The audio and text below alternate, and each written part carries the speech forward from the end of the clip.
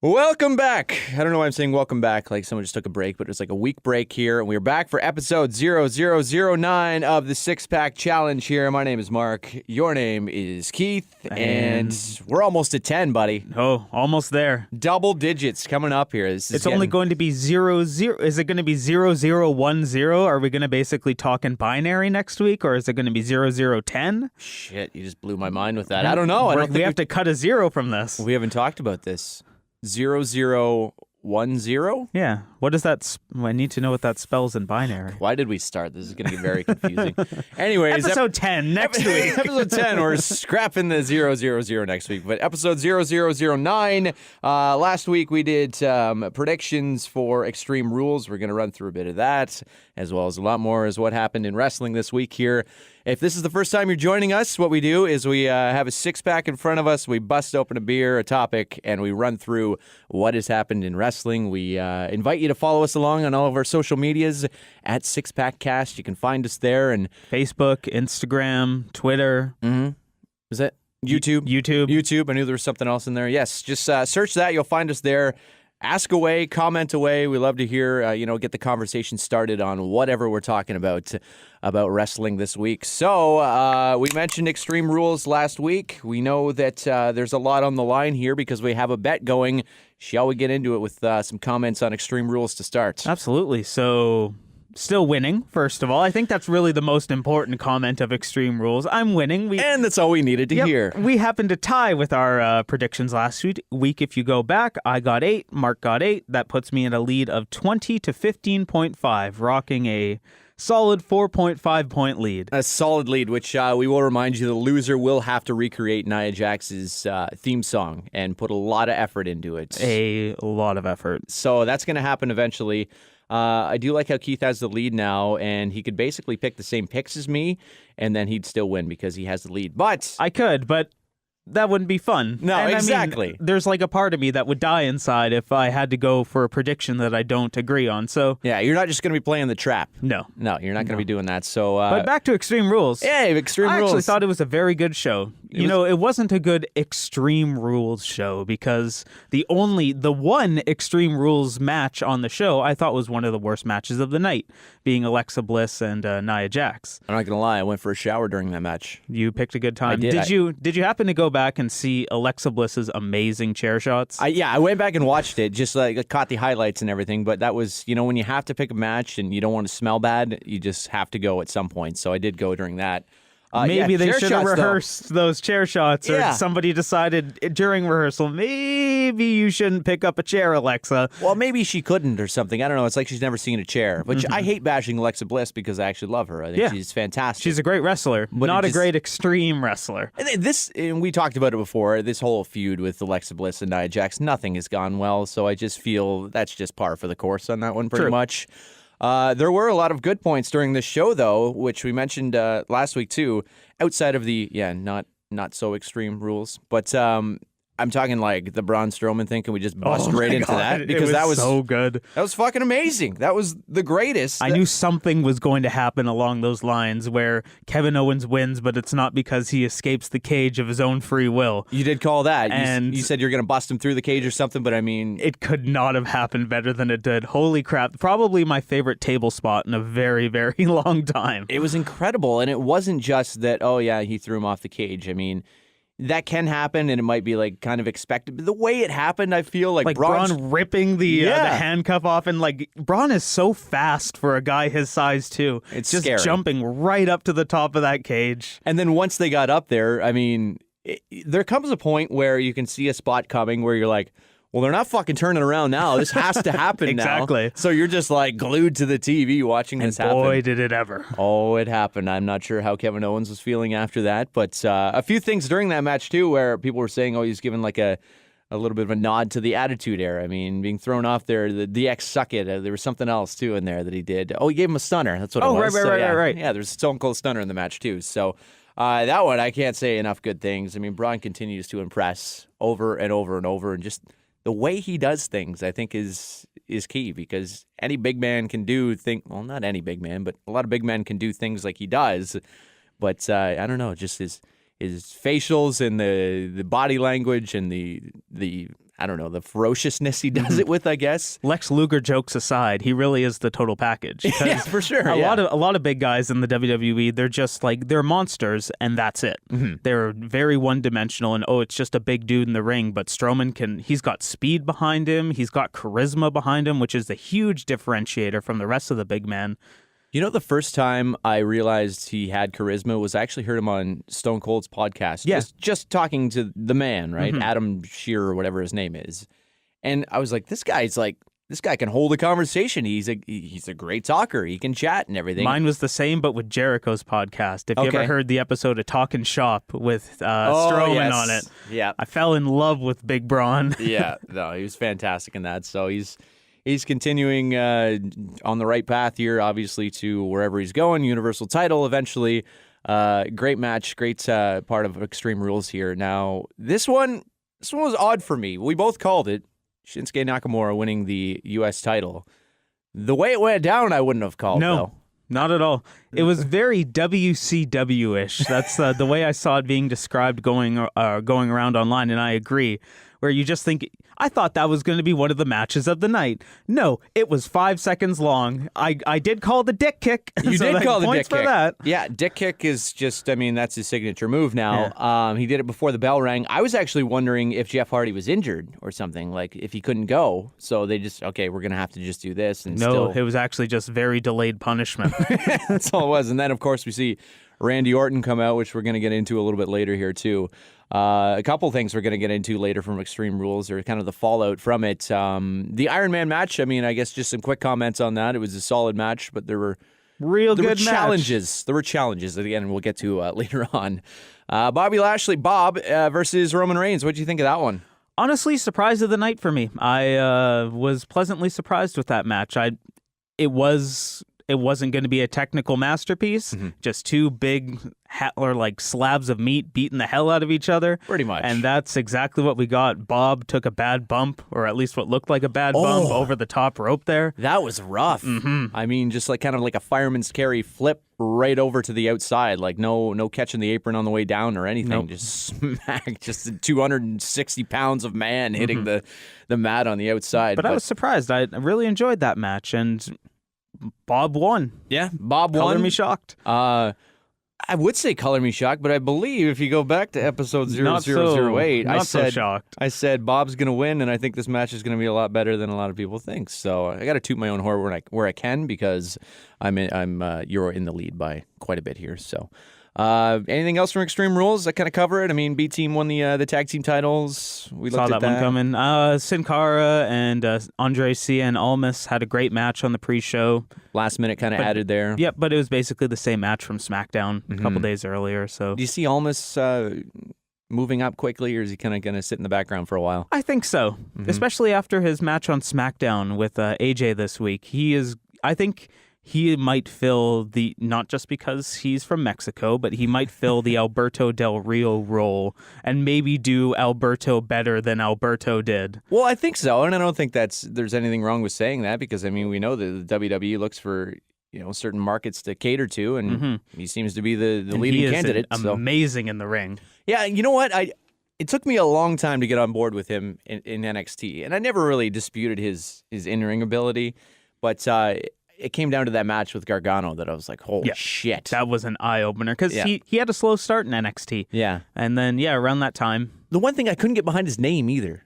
He was one of those guys that for whatever reason, every time he came him, I was like, what's this guy's name again? He's got like 3 names. It's Cien. Is it Alma? What is his name again? I don't know why. I just didn't compute. But anyways, there we go. That's our cover of Extreme Rules. And next up is SummerSlam. How crazy is that? We're in full-on SummerSlam mode now, and I could not be happier. How many hours is SummerSlam this year? Is it like 8? 16, I believe they announced. So yeah, perfect. It's going to start on a Tuesday and and Wednesday morning when you're getting up for work. So, all right, moving on to probably the biggest news of this week, but no, jokes aside, the one that really made me go, "Oh, brother!" This is something real special. It was reported on Sunday, shortly before the Extreme Rules pay-per-view, that the WWE has reinstated Hulk Hogan into the WWE Hall of Fame.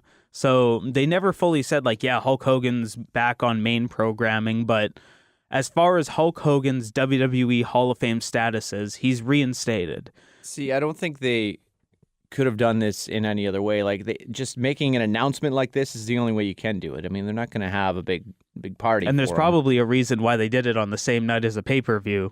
Yeah. So it hopefully just goes under the radar a little bit. While you're all watching Extreme Rules, this kind of happened too. This is a tough one to comment on. Yeah. I don't have the right answer. Do I believe he's sorry? I do. I believe he regrets everything. I believe that as well. You know, I've been listening to a lot of podcasts featuring Hulk Hogan recently, or people around Hulk Hogan. Mm-hmm. And you hear a lot that around that time was a very dark period in Hulk's life, like the early 2010s, late 2000s. And there's a documentary that I can't remember the name of right now. It was produced through TNA or outside of it. I will look it up and I'll tweet it out because it's very interesting to watch. Like it, and it shows those dark periods of Hogan and like where he was contemplating suicide and things like that. And then, you know, kind of his turnaround and when he meets his new wife and kind of starts going to church with her and like all these different things to kind of turn his life around. It was really interesting and not, I feel it kind of went under the radar, like not one of those things that you really see out there because it doesn't have the WWE machine behind it, I guess, kind of thing. But it was really good. I'll find that. I will tweet it out. And please do, because I haven't seen that, and I'm curious in that as well. You should check that one out for sure. So the what role do you see Hogan in? I mean, do you see him on WWE programming again? Do you see him just as a part of some network specials? Network specials, absolutely. They'll probably do like a 24 on Hulk, like Hulk Hogan Redemption or something like that. But oh, don't do that. I hope they don't.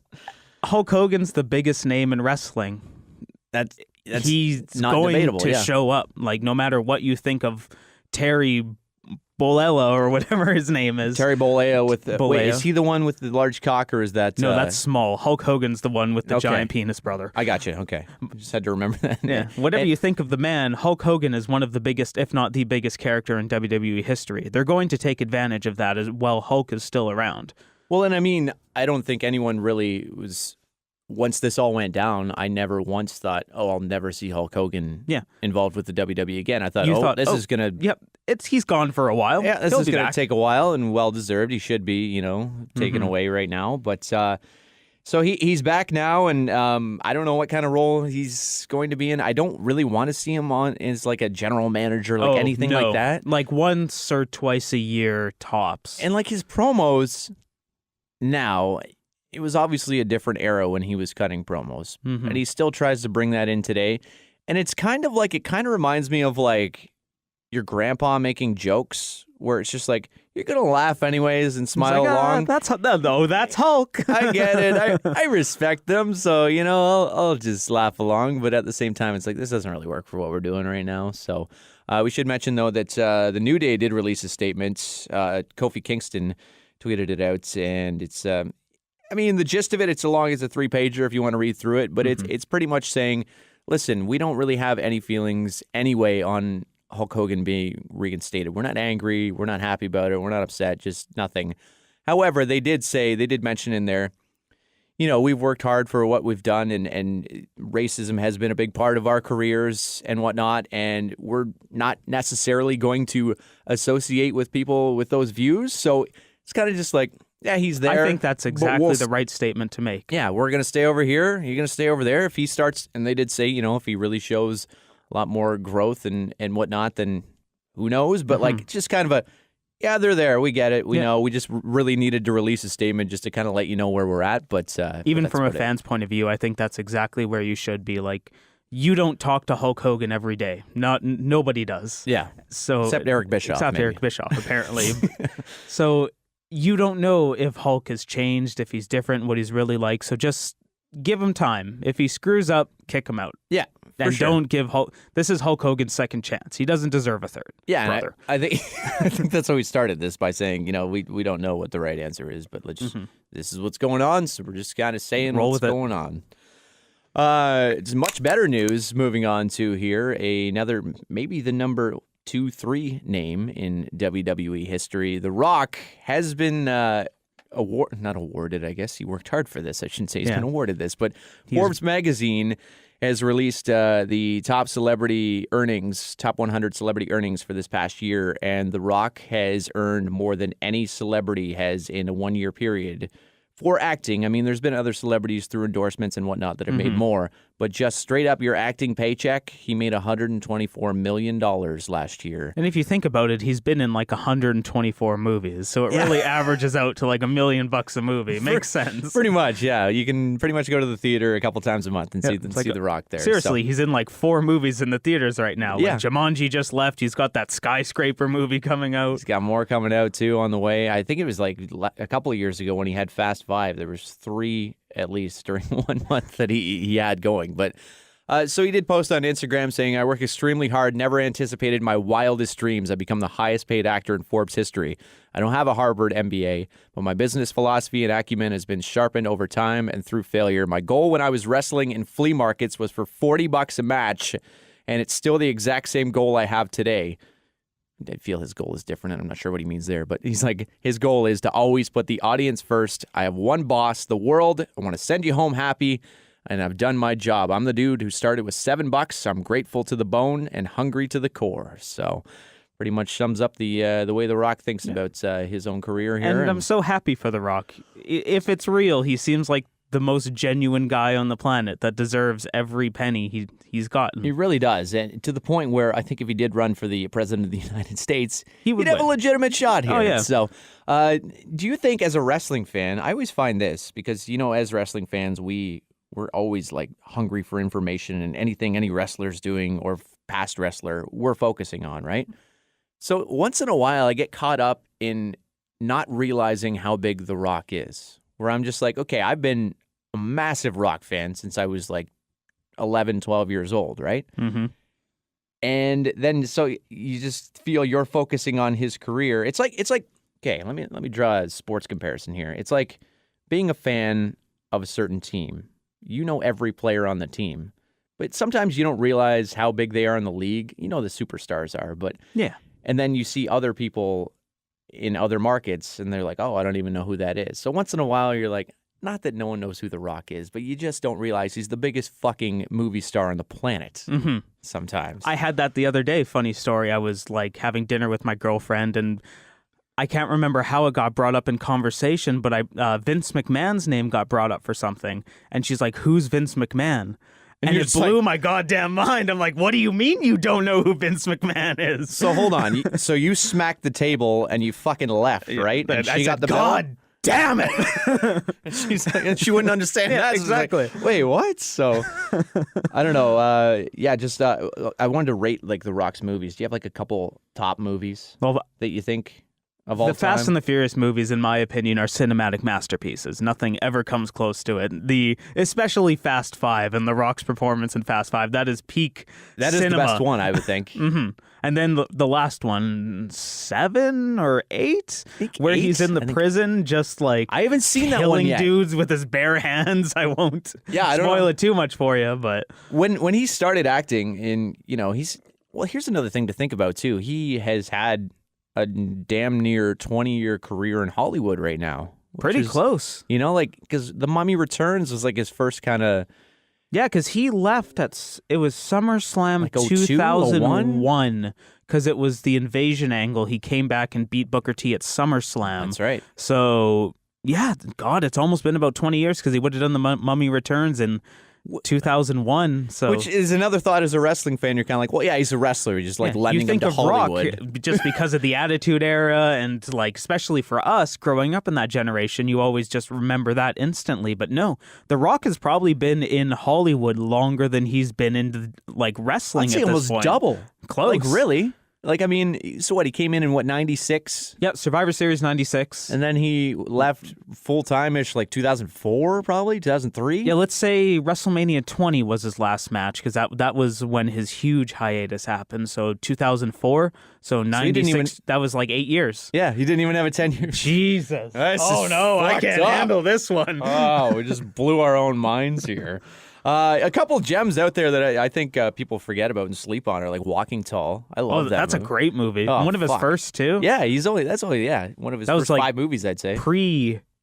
I don't know if it's steroid Rock you want to call it or That was just when he bulked the F up Rock. That was like when he dropped weight, when Yeah. he left the WWE, and he's like, "Oh, I need to be like a normal human to be an actor." And then he's like, oh, wait, I'll just go be the opposite. Actually, I kind of see an opening in the market for a big fucking monster. I'm going to be that guy. Walking Tall, I remember like Snitch is a good one that a lot of people don't talk Haven't seen about. Snitch. Snitch is great. Faster, that's another one too. Okay, yeah, that was a good one. Yeah, just a straight up action movie. Not a lot of dialogue in it. Just gonna go kick some fucking ass, and he's kicking ass in Hollywood. Here we go. $124 million for The Rock. Started with $7. I think that's he's doing all right for himself. Obviously. I can smell what The Rock is cooking. You're money-wise. damn right you can. So moving back to the regular shows, our weekly Monday Night Raw, Tuesday Night SmackDown coverage. So we have a number one. Well, we almost have a number one contender for the Universal Championship. We're getting there. It was announced on Sunday. Brock Lesnar either had to show up or have his match chosen, or he was stripped of the title. Did you think that he was going to get stripped of the title? No, but I also thought he'd fucking actually show up. Yeah. And not just Well, Paul we got Heyman. Paul Heyman. Yay. Which is normal. Paul Heyman hadn't been there since April. I didn't realize that. Really? Yeah. I Wow. read that and I'm like, because was he not? Did Brock? Brock When was isn't- the greatest Royal Rumble? Was that? That was April. Wow. Yeah, because it was right Time. after because WrestleMania was in March this year. Yeah, you're right. So, oh my God. Because yeah. No wonder everybody hates Brock right now. I was like, what? Who's this? Like, there are fans that may have been watching for a few months now who don't even know who he is, or don't even like. Right. You're just getting into wrestling. Like, be like, is the Intercontinental title the main title? Yeah, Which yeah. is cool, by the way, the fact that the Intercontinental title main evented a pay-per-view. I think that was the first time that happened? first time in 17 years, I read. Jeez. So yeah, right back around Neat little 2000. fact. Yeah. But yeah, so there's finally a number one contender match scheduled for next week on Raw. I hope you liked Roman Reigns versus Bobby Lashley at Extreme Rules, because we're getting it again. Never mind Bobby Lashley beat Roman on Sunday. See, Let's just fight again. This is my problem with this. I did like how they set it up, okay? Because you see, everyone comes out and makes their case. You've got Lashley come out. Obviously, I beat Roman Reigns. You've got McIntyre. I was like, oh, Maybe. I like. You I don't it's a little- he's going there. Exactly. He's going there. I just don't know what case he really has right now. Elias was just hilarious because he's like, my new album's coming out, so I want Need to give him some screen time. Like, all right, I'll give him that. Of course, you got Finn Balor saying that he never actually lost the Universal Championship. Okay, we'll give you that. Reigns didn't understand because he just got beat, but it's Roman Reigns. But it's so he's Roman, there. yeah. Rollins, I didn't even understand. He just got beat for the Intercontinental title. So what are you doing here too? Those kind of annoyed me. But I did like how they didn't just do, okay, well, we're going to have a 6-man or we're going to have a gauntlet match or something, which they've done a lot of lately. No, we're going to split it up into 2 triple threats, kind of like a mini tournament here. So I did like how they did that. But yeah, the result that we go into is now Kind of disappointing. Bob versus Roman Reigns again. I don't know what I would have liked to see here. I would have liked to see like Elias versus, I don't know. Lashley. I think Lashley deserves that spot. Yeah, like I think one of those two are going to be, if not both, one of those two are going to win the match. But I would have liked to see something along the lines of one of the triple threats had a screwy finish. So let's say it's next week. It's a third triple threat, and just because like 2 men, I don't know, one of them had the pin and one of them was like. One of them made them tap out at the same time, however the hell that would work. Oh, and so it you moves into a final triple threat? Yeah, so you have 2 winners in one match. So let's say it moves to Seth Rollins versus Roman versus Bobby Lashley. So we're not just getting the same Extreme Rules match 2 weeks later. Because now, I mean, what happens from here? If Roman Reigns wins now, then it's kind of like, oh, great. So they gave Bob the meaningless win at Extreme Rules. We're just going with Roman we're Reigns just going to Roman anyways. versus Brock at SummerSlam. Do you think there's a screwy finish here so we have a triple threat at SummerSlam? That's kind of what I lean towards. Roman Reigns, Bobby Lashley, Brock Lesnar. Because then you've got the concept of, oh, well, Brock can drop the title now, but he can't be pinned because now either Roman or Bob can pin the other and win the title. How about this? Braun Strowman involvement in SummerSlam as well. Oh, I hope, I pray, but Yeah. we'll see. Because I don't know what result I want out of the contenders right now. I think I'd honestly like to see Bobby Lashley versus Brock Lesnar. I would like to see that. Even though it feels like that match is 10 years too late, I Yeah. think I'd still like to see it. No, I do want to see that match. I just don't know what I want the end result to be. I don't want Bobby Lashley as the champion right now because I don't know. He came in, did nothing, got a little bit of a push here, and then all of a sudden he gets. I don't know.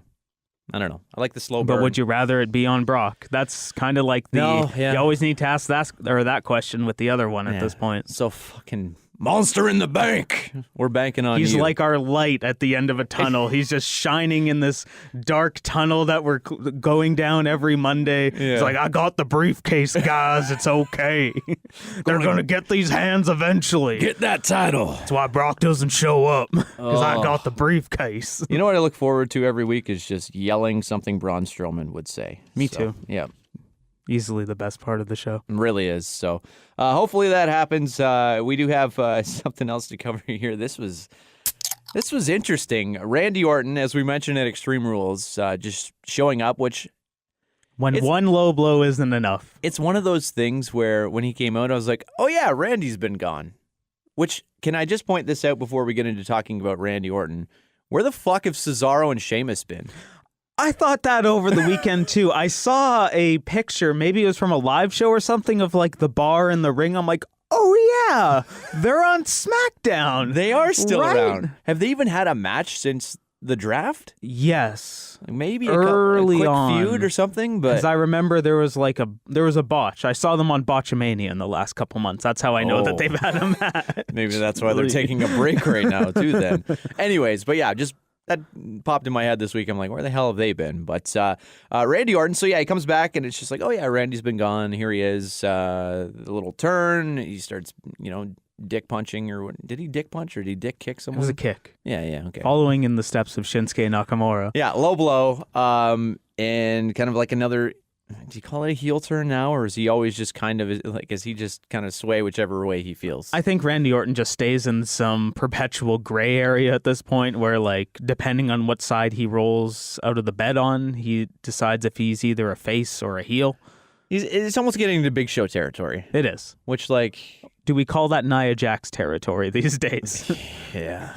I don't even like... Oh. Now you're just reminding me that I may actually lose the bet and I'm going to have to sing that song again. But so, before we talk about, like, Orton here, full disclaimer, 2006-ish, like leading up to WrestleMania 25, Randy Orton is one of my favorite wrestling characters ever. I love that psychotic, booted Vince McMahon in the head. Yes. DDT'd Stephanie McMahon and kissed her. Oh, that was some good... I'm not arguing that Randy's not a good heel either. I just wish he would have... Like, I would argue that he should have stayed a heel much longer. But, like, he's way any better. step that brings us closer to that, I am all in for. And we kind of got little hints of that on when he returned on Tuesday as well after the match and, like, pulling Jeff Hardy's ear and stuff. So Jeff Hardy has the spacers, of course, putting his finger through Jeff Hardy's ear and yanking on it. I don't think I've ever seen that before in wrestling, and it's vicious as hell. To the point where I was looking at it and I'm like, he's gonna fucking rip his ear. Like, do I want to watch this? If they like, is Jeff Hardy's crazy? Did he just say like, oh, just rip my ear? I'll just get it stitched up or something, right? You never know with Jeff, right? I know, exactly. So I was a little scared with that, but yeah, a lot of viciousness there. I just wish Randy Orton would have stayed a heel for, I'm just thinking back to like early Randy Orton, even when he like broke his arm and had those stupid messages. Like, the Orton News Network. I even enjoyed that. Like, that was fun. I was actually there the night that he won the night after he won his first world title, and they had the celebration in that. That was when he was a babyface, though, because he got kicked out of Evolution. That was like the thumbs up, thumbs down Exactly, that moment. But I don't know. I mean, just so much flipping around that. And I get he's super talented and like a 13-time world champion. He's a legend. You can plug him in anywhere you see fit. But like, I also feel a legend when they're at that point. Why don't you just treat them with... I don't know. I'm thinking back. Is respect the word? I guess I'm thinking back to now, like he was in the fucking Wyatt family for a little while. Like, what was that? That at the time was pretty cool, though, even though it ended like shit in that House of Horrors match. Like, during it was pretty good. But if you look through Orton's whole career, every time that he's a good guy, kind of sucks. Like, Orton is a way better heel than he is a face. Well, just think of what we've just been talking about like those different characters. Obviously, when he was a heel, he was the best. I can't think of any like really great feuds that he had when he was a babyface. Like, nothing really stands out to me. I'm sure he was a babyface at some point fighting John Cena. You know, they're back and forth, but like, I you guess, know what I mean? yeah. Like, Yeah, and when I think of all his great feuds, he's the bad guy, like with Triple H. Which I don't know why I said John Cena, because John Cena's never really been a heel, but like, I don't know. See, like, I can't remember anything he did. Yeah, because I'm trying to think of a good face Randy Orton feud. I can't do it. We should ask the audience. There's nothing. And see, anyone out there? Do you know any good Randy Orton face? Yeah, matches? just tell us something, because anything memorable, even the little Kofi push he got. Randy Orton was the bad guy. He was right? the bad guy. That's though. what I mean. Yeah. Like any feud I remember against the Undertaker, he was the bad guy. When he was the Legend Killer, he was the bad guy. The bad guy. When he had the most insensitive remarks about Eddie Guerrero leading into WrestleMania, definitely the bad guy. Which is funny, because we know he's switched to babyface several times. But yeah, I agree. If you can think of any actually, I don't know, significant feuds that he had when he was a babyface, let us know, because we'd love to try and reminisce about it, but we just can't. Even just remind myself of them, because I'm like really drawing a blank here. Yeah. So let's hope this goes to a good place. I mean, good start here. I mean, someone that comes out and kicks someone in the dick and then like rips their ear. I mean, if there's somebody that can set themselves up for an amazing RKO, it's Jeff Hardy. Oh, are we talking like swanton, like mid-swanton somehow? Can he do that? No, he's rotating the other way. Yeah. What if he over-rotates? I don't know. They'll figure it out. You're right. Something's going to happen. Jeff's creative enough. This is going to happen at some point. So Randy Orton bouncing back and forth. Who the hell knows what's going on? Indeed. So we've been avoiding it up until this point, but I think it's time. Yes. So we mentioned earlier in the show, when we were talking about Extreme Rules, the Iron Man match. And if you watched it, you know where the hell we're going. You know we're going to shit all over this, because the match is fucking ruined. Yep. It was a good match. It was. But at the same time, I hope it's the last Iron Man match we ever seen. Because the crowd fucking killed that match. I had to put the match on mute. For the first time, not even because of commentary. Commentary was fine. But it was Pittsburgh. Yeah, I hope the WWE never goes back to Pittsburgh. Agreed. That's what I hope about this. You gave us Kurt Angle, but all that goodwill is taken away from you, Kurt Pittsburgh. Angle, Bruno Sammartino, that's all we needed. Yep. Thank you very much. We'll be moving along, and we'll just be going to Philadelphia from now on when we're in Pennsylvania. So, agreed. Fucking brutal. It was one of those things where a crowd just hijacks it, and usually they'll do something like this during a Roman Reigns match or something. But, this is a match. But even it's not that bad during a Roman match. No. Because it's like the weird chants, like the CM Punk chants, or let's try to get ourselves over. Or a beach ball or something. Yeah. But this one, that's what I mean. Like this, they just went way too far with it. It was the most annoying thing possible. And they continued it for a half hour. But what I was going to say is I don't understand. These are two guys that everyone wanted to see wrestle. You know, I get the whole backlash. I don't get it, but I mean, the backlash against Roman Reigns, fine, okay. But I mean, all the super hardcore wrestling fans want to see Dolph Ziggler versus Seth Rollins anyways. What the hell's the problem? Why are you fucking ruining the match? Yep, we went into a situation in Extreme Rules where it was reported that Roman Reigns was going to main event the show. People lost their shit about that.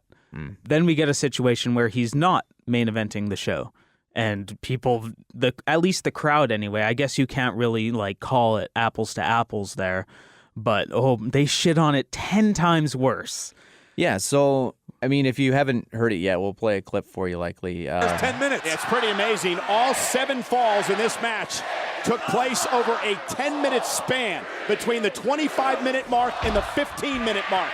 And now we're at... So, yeah, every minute or so, basically, they took the clock down off of the Jumbotron. Every minute or so, the crowd chants 10, 9, 8, 7, 6, 5, 4, 3, 2, 1. Like the Royal Rumble. Yeah, exactly like the Royal Rumble, like someone else was going to come out. And they thought that was funny. And it continued for a fucking half hour. And they actually took the clock off the screen. And then they just started booing the shit out of the match. Did you hear? Have you seen that clip online of Ziggler and Rollins talking about it? Yeah, and they're like... Should have left the fucking clock up. Yeah, should have left the clock up. Yeah, it was better when they just left it up. And I mean, they were probably trying to watch the clock too to figure out timing for falls and whatnot. I mean, there were a lot of falls during the match. It ended 5-4. I couldn't believe it. And like you said, you had to put your TV on mute. And I don't understand, if you were just following along on social media that night, the amount of people that were just like, shut the fuck up and hated it. You would think that those same people would be in the crowd live in Pittsburgh. Is it just different while you're there that you just want to keep going with it? Or wouldn't there be a bunch of people like kind of trying to get everyone calmed down and be like, shut the hell up, we're trying to watch this? You would think. But you would think so, but I guess just... a few loudmouths kind somebody of running started it, and then it just caught on, and let's do it 29 more times. Yeah, I just, like you said, I hope to hell this doesn't catch on. Or, like, the WWE has to be so cautious about doing an Iron Man match again. Yeah. Like, honestly, I don't think we will see a 60-minute Iron Man match again ever. Or just at least for, like, 10-plus years. Or don't start with the clock on there at all. Yeah. Like, don't even give them that. I just thinking the worst thing that ever caught on for me was the what? Yeah. The Stone Cold what, which you'll still hear today, 15 years later. And there's just some times where it's just like, okay. I feel like as wrestling fans now, it's just, we almost don't notice it because it's just so It's expected. programmed into us. Like, oh, you're going to get a what chant. But I hate that because... it shouldn't have been that way. No. At least the CM Punk chants are starting to go away. They Because are. those bugged me for a while. Those didn't bother me as much when they got really intense and lasted for a while, but I felt they popped up in like, CM Punk for about 5 times and then they kind of died down. Yeah. But, So- I mean, like, yeah, okay, we get it. Yeah. You want Punk back. Yeah. If you're taking We all away, do. Yeah, if you're taking away from the rest of the show, then Yeah. what are you solving? Fuck you, Pittsburgh. Yep. That's what we're going to leave it at with that.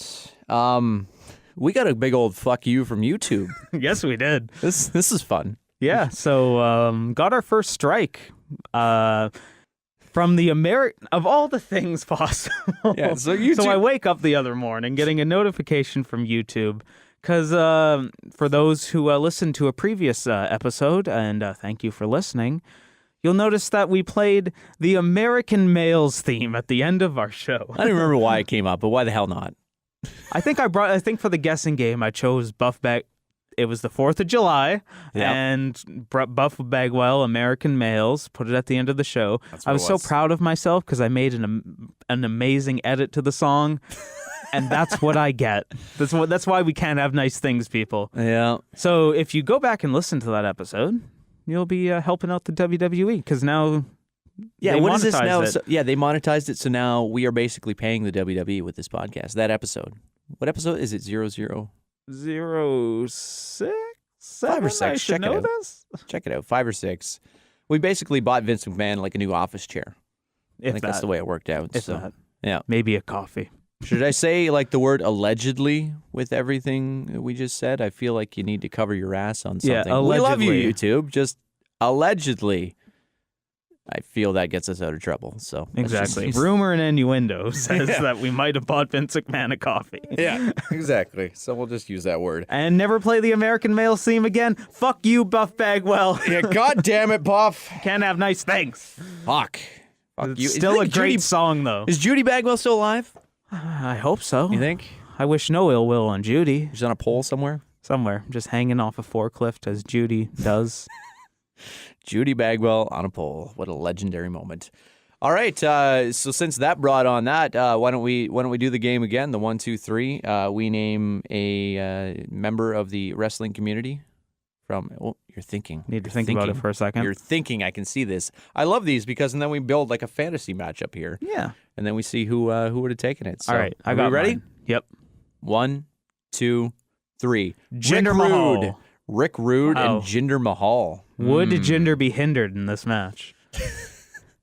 I just want to see the picture of Jinder Mahal on Rude's airbrush tights. Oh, that'd be just so that good. fucking scowl that he always has. Just that right on Rick Rude's ass. Yeah, and the Singh brothers are right behind him, beside him, just flank or have both his flanks. Are one of them injured or where the hell's the Yeah, one? yeah. Okay, I couldn't remember what happened to them. I was just like, oh, did they just like axe one of them and they have one sticking around or? So I think one of Sunil? them has a leg injury. He's been at the Performance Center recently, rehabbing. Oh, okay. Well, I can't wait till he gets back. Right? That's just gonna change everything. You just can't have one Singh. Yeah, 2 Singhs are a party. another title run, baby. Yeah.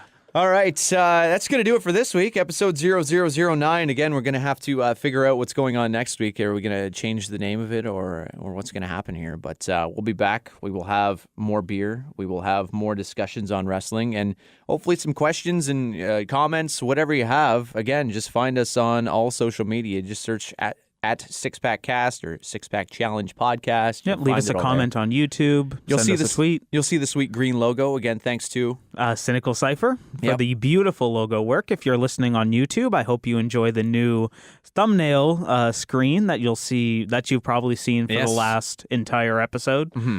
Also, if you're following along on our social media too, each week when we do release an episode, you're going to see an action figure that I would like to post here out of my personal collection, which is fun to go back through because I don't always go through it. And I pulled them out. Last week was British Bulldog. And I'm like, oh, yeah, I own this. I totally forgot about this. I know So- now when I go into like a Walmart or something, I think like, oh, I'll look for action figures deals for Mark. Okay. Yeah. Thanks for that. I'm going to have to remortgage the house because I have a little bit of an addiction, but that's okay. Greater good, baby. Greater good. That's right. All right. We'll be back next week for episode 010 or whatever the hell we're going to call it. We'll be back then with the Six Pack Challenge.